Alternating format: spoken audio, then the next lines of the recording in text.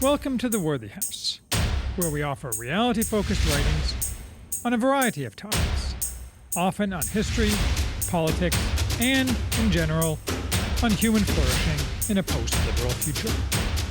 I'm Charles, the maximum leader of The Worthy House, and today we are reviewing All on Fire, William Lloyd Garrison and the Abolition of Slavery, by Henry Mayer. William Lloyd Garrison is one of those 19th century American figures about whom most people know a little, realizing they are important to American history, but whom few can discuss with expertise. Into that same category, I'd put men like Henry Clay, John Fremont, perhaps even Stephen Douglas, and quite a few others. Garrison is probably more neglected than those figures, but this book is an excellent corrective, not only showing the importance of Garrison for his time, but showing us how his principles apply today in a similarly fraught moral climate, and offering lessons in how societies powerful approach, or fail to approach, moral issues then and now. The title comes from Garrison's mantra, "I have need to be all on fire, for I have mountains of ice about me to melt." The book's author, Henry Mayer, who died suddenly in 2000, only 2 years after this book was published and a year short of 60, introduces his subject with a look back over past decades. He says his purpose is to rescue Garrison's reputation, not from those who view him as a fanatic, since by most definitions he was, in fact, a fanatic, but from those, the majority of historians over the modern period, who have viewed him as a lunatic. As Mayer says, our political culture is not kind to those who challenge its norms, and as abolition has come to seem inevitable, so has Garrison's nonconformist agitation come to seem shrill, weird, and counterproductive. But abolition was not inevitable, because the arc of the moral universe does not bend, on this earth, toward justice unless it is bent by human action. And it was that action that Garrison supplied in America more than any other person. My only complaint about this book, which manages to be gripping despite the enormous amount of detail and large cast of characters, is that it never really tells us why Garrison became a fanatic abolitionist. It may simply be that information on his early life, or his thoughts in early life, is lacking to the historian. Or maybe it is not complicated, any more than one has to explain a man intervening to stop a child being beaten in the street. It is just what someone of a certain moral makeup and upbringing does. Maybe it was that combined with his personality. Opposition always intensified his defiance and heightened his own sense of worth. Like his mother, Garrison took pleasure in feeling embattled. At the end of the day, I suppose, it doesn't really matter, and perhaps there is no simple explanation. Garrison was born in 1805 of recent immigrant British stock in a town north of Boston. His father was a wastrel merchant seaman who abandoned the family. His mother was a devout Baptist who impressed her Christian faith on her son, a faith which he never lost, but which became ever more personalized and inward-driven during his life. At 13, he became apprenticed to a printer in town, a fortunate event, for he spent his entire life in the trade, able to spread his message without having to use intermediaries. Similar, perhaps, to being able to use the internet today, although there was less of a cacophony with which to compete back then. Newspapers, of course, were the lifeblood of American cities and towns of the early 19th century, commonly a mixture of political action, reprinted material, bad poetry, and mediocre fiction, and the ability to disseminate knowledge and opinion was invaluable to Garrison's cause.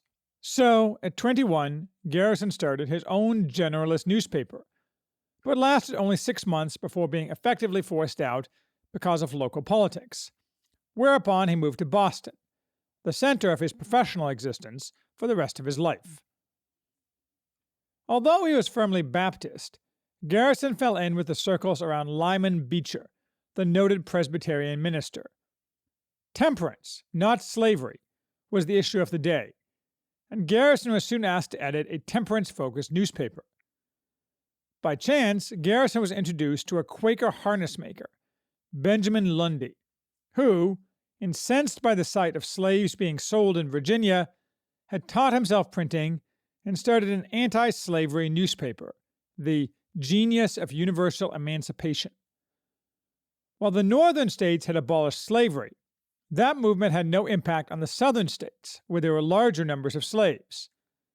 And in practice, only the Quakers cared about abolition. This lack of interest was both because the plain text of the Constitution guaranteed the right to chattel slavery, and because, as Mayer notes, for most Americans, however, a fatalism had set in that regarded slavery as an immutable feature of the landscape, an unlooked-for evil that had been fastened upon them by generations long past, and whose resolution had to be left to enlightened generations not yet born. Lundy's purpose, therefore, was to force Americans to face up to the reality of slavery, leading them to take action rather than ignoring its evil. And Garrison immediately became a convert to the cause, never looking back. He began by editing the Genius in 1829, joining Lundy in full-time anti-slavery activism through speeches and organizing as well. There was little interest among Boston's educated classes. On the other hand, there was initially little opposition, since this was a new thing. Mostly, there was indifference. People recognized that slavery was bad, but they preferred not to talk about it, holding fast to the fatalism that Mayer identifies. To the extent that there was any organized focus on addressing slavery, it was through the American Colonization Society, which wanted to ship American blacks back to Africa, to modern-day Liberia mostly. The ACS wanted to ship all black people back to Africa, free and slave, and was even supported by some slaveholders who thought getting rid of free blacks would help preserve the system of slavery. Garrison quickly rejected the ACS's views, which were irredeemably racist, and demanded immediate, unconditional emancipation, a creed that became known as immediatism. Immediatism was quickly identified by those in power in the North and in the South as a threat to their interests. So, already in 1830, Garrison was prosecuted for criminal libel in Baltimore for allegedly defaming a Massachusetts ship captain by printing details of his shipments of slaves. This was part of a burgeoning legal campaign to suppress anti-slavery speech in the South, coupled with informal actions to suppress such speech in the North. In the South, this was driven by an increasing fear of slave revolts, pumped up by a newfound sense of radicalism among slaves, such as that put into print by David Walker's Appeal, and fed, in the following year, by Nat Turner's Rebellion.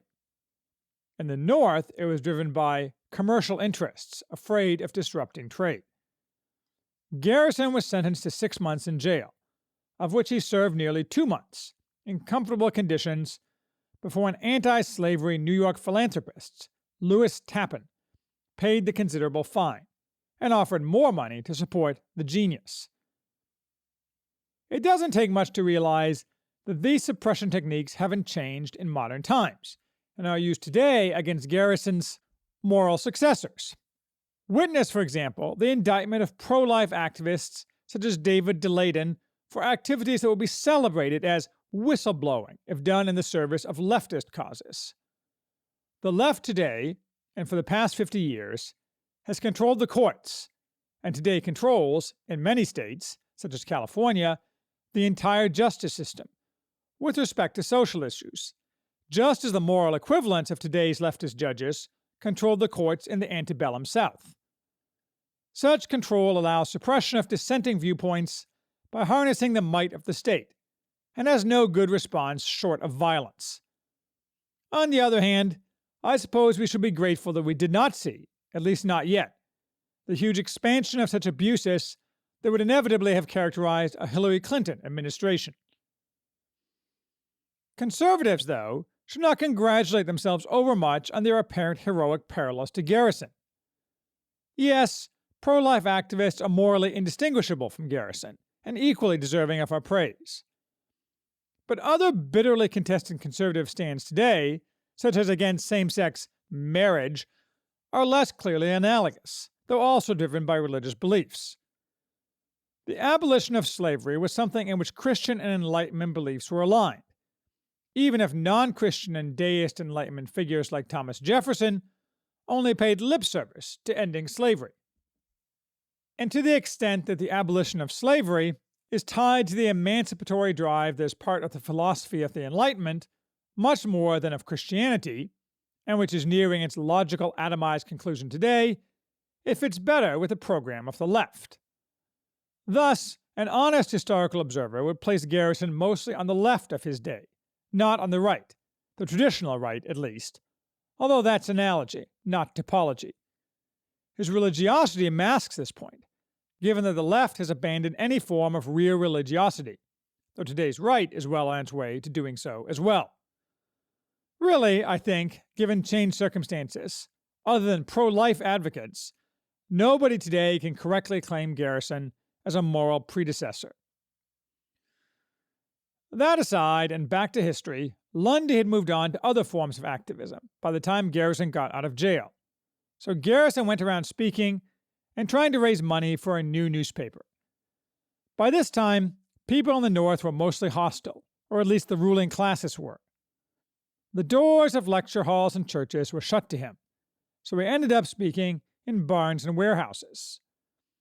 He was viewed as a dangerous, fanatic agitator by the established churches and by the merchants who dominated Northern society, who were afraid of Garrison's rocking the boat of commerce with the South. They correctly viewed him as a man who cared nothing for their pocketbooks, or his own pocketbook, and, more philosophically, who thought that if the Constitution guaranteed the right to slavery, that was a failing in the Constitution which must give way to the moral absolutes Garrison championed. Thus, the rich and powerful saw him as a danger to the Union and as a man with a crazy glint in his eye. Still, getting support from black leaders in Boston and Philadelphia, some of whom were wealthy merchants themselves, Garrison managed, in January 1831, to put out the first issue of The Liberator, which he would publish for 35 years, until the ratification of the 13th Amendment. Few newspapers have been as influential. The Liberator was meant to persuade. Unlike today's media, which pretend neutrality while aggressively advancing a political agenda, 19th century newspapers had an editorial slant which directed the content of the paper. And while for decades Garrison sometimes emphasized one set of issues and other times another, or adopted varying positions on pacifism or social changes other than slavery, he never wavered in his core demand, based explicitly on his Christian principles: immediate emancipation for all African Americans and their equal treatment both in society and at law. But his newspaper was only one part of his strategy and his work. The other part was organized activism, conducted through the new American Anti-Slavery Society, replacing the old ACS, which Garrison and his allies effectively destroyed as a lukewarm, worthless tool in the existential fight against slavery. The new AAS cried that slaveholding is a heinous crime in the sight of God and demanded its immediate abandonment without expatriation. They destroyed the ACS by gradually eroding its support, including through the publication of a book-length polemic by Garrison, Thoughts on African Colonization. They were not favorable thoughts. Until, abandoned in the middle ground nobody wanted to occupy, it became totally irrelevant, except as a slaveholders' front, although it only was officially dissolved in 1964. As is well known, even through the Civil War, and for that matter beyond, most white people opposed to slavery thought that black people were inferior. But Garrison from the very beginning maintained without flinching the unpopular and socially isolating view that a black man was every bit the equal of a white man, in all ways and without distinction. In this and all his views, Garrison never trimmed his sails.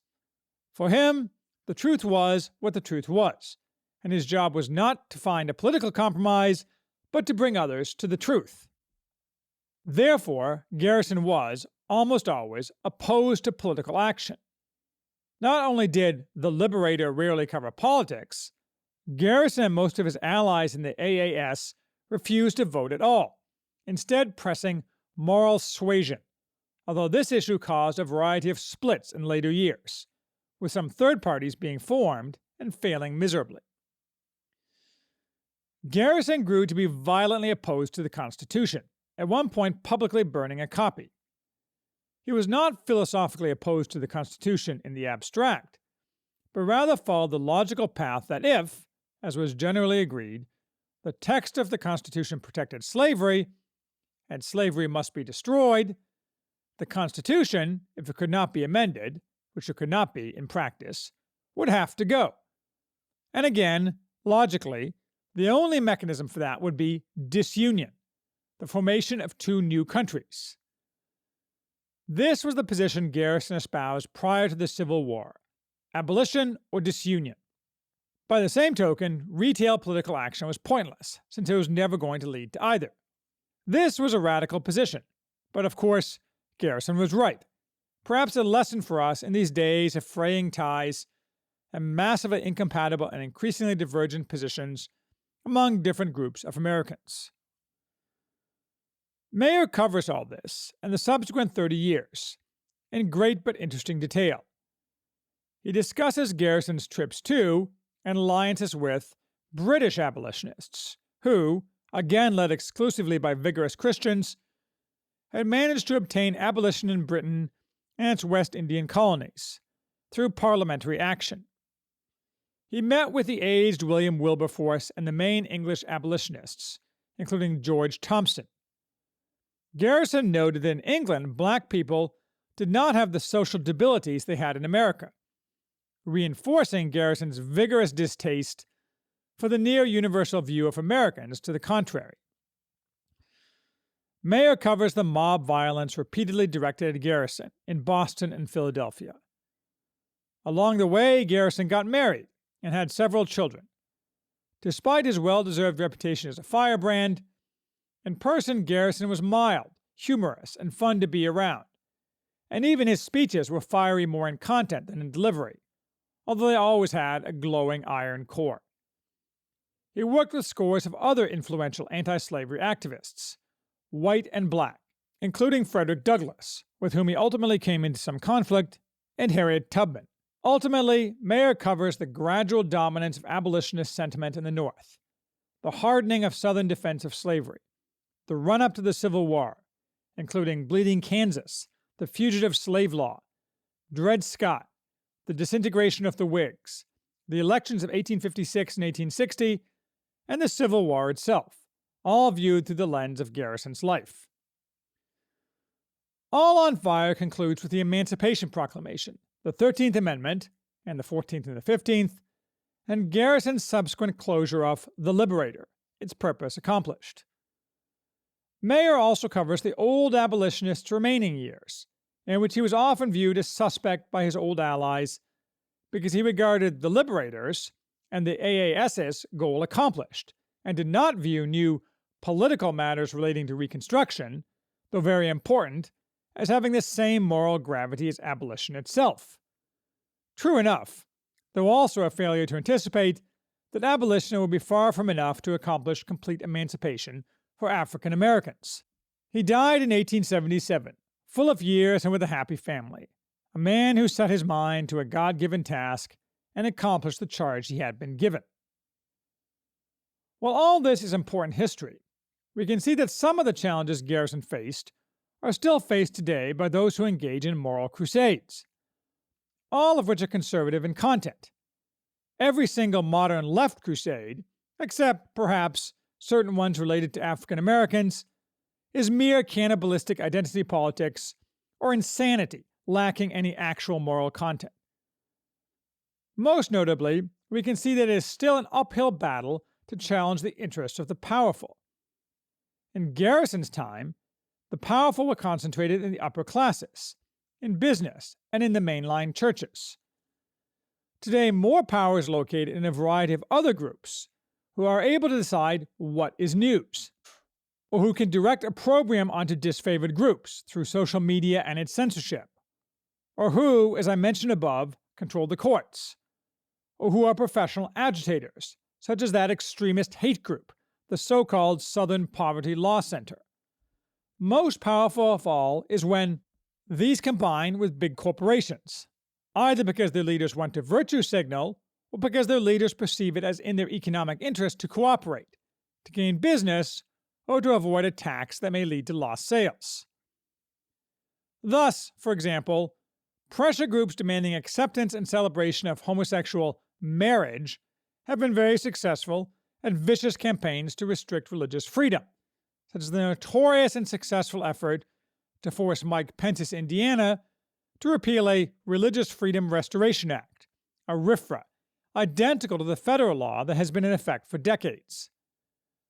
Commercial leaders such as those who opposed Garrison were instrumental in that success, viewing anyone who held Christian beliefs as distasteful and being deathly afraid of their acquaintances in left-dominated areas looking down their noses at them.